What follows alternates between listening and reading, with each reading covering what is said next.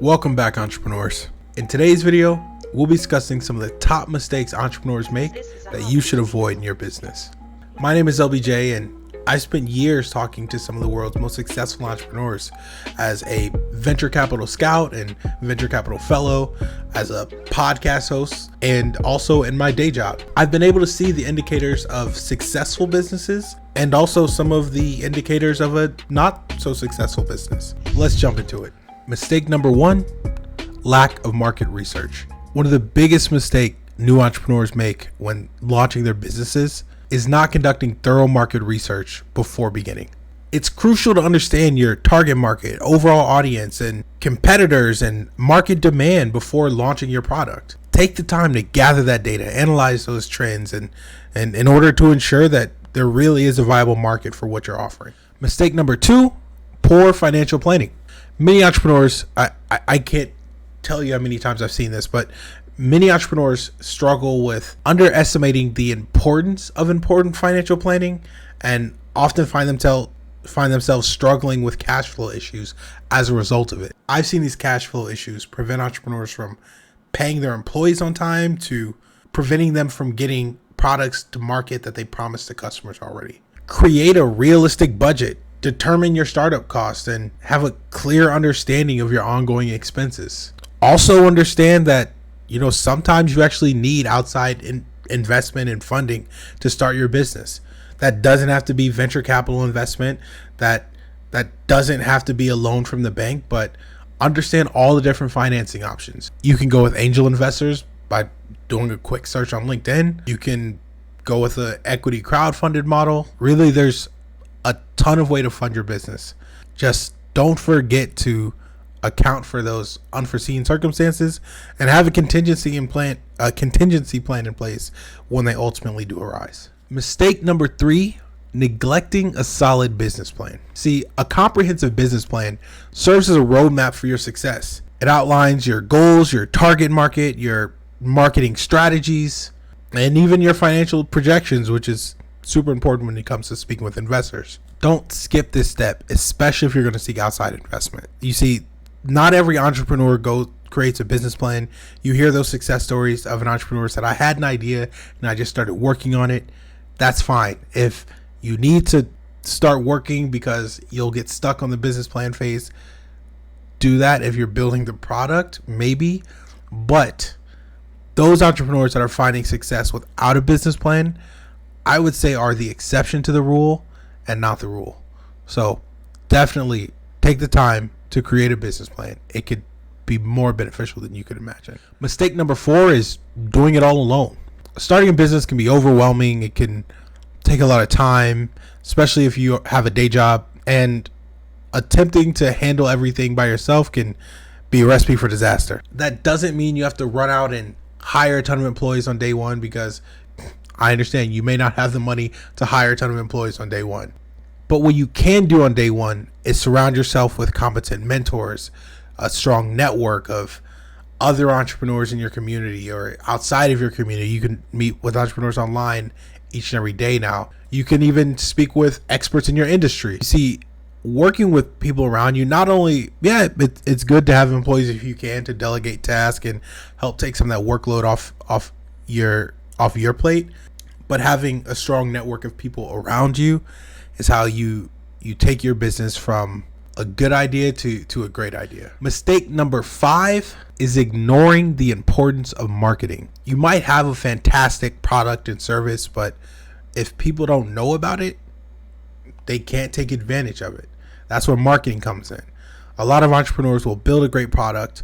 Let's say if you're building a tech startup, you might be a software engineer. You have this great idea that you want to get to the market.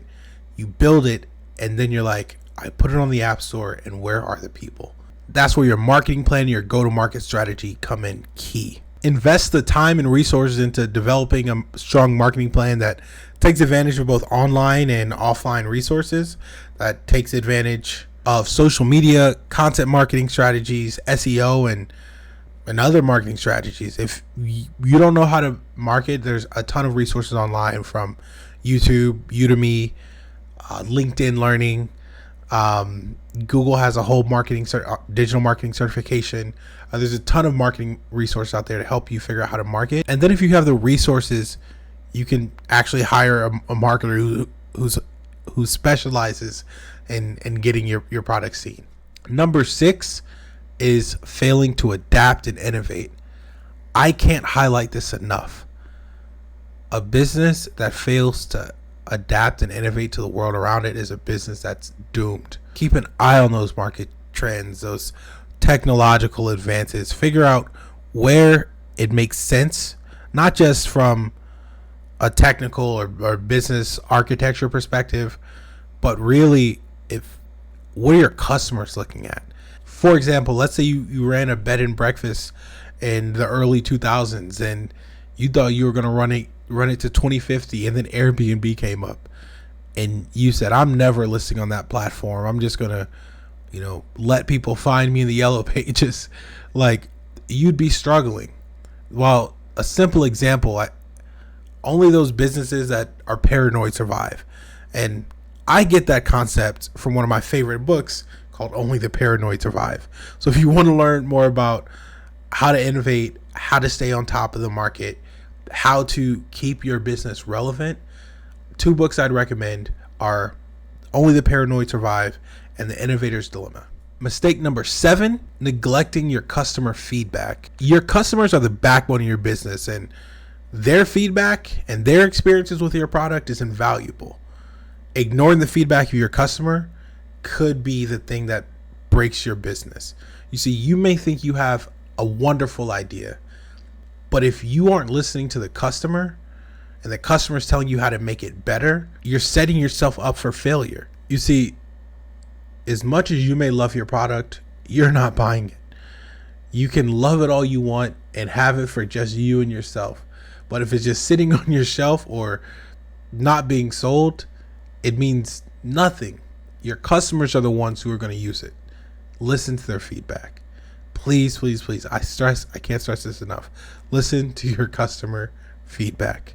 And for my entrepreneurs of faith, I'm a person of faith. I have a bonus tip for you. A common mistake that I see entrepreneurs of faith making is not allowing God to influence their business.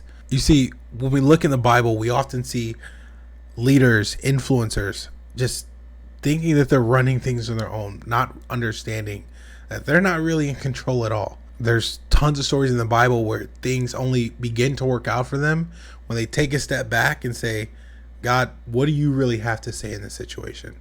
Whether that's understanding how to speak to a customer or employee, understanding what that decision is, saying, give me the words, God, give me, the wisdom to make the right decision. Understand that you're not really running your business by yourself.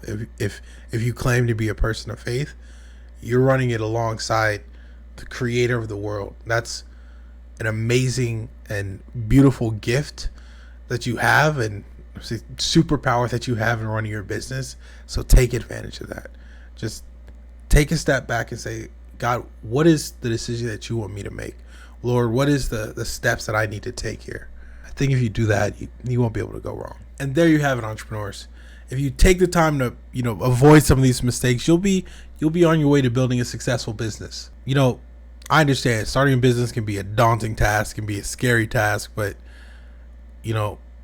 take the time. You're on the right track watching this video, learning how to avoid those mistakes, and you'll have your ups, you'll have your downs, but that perseverance, that having that faith, but also the due diligence and putting in the work, it'll pay off. Y'all can do it. If you found this video helpful, don't forget to give it a thumbs up and subscribe to the channel. Also, let me know in the comments if you have any questions or other topics you want me to discuss in the future. Thank you for watching, and until next time, keep impacting.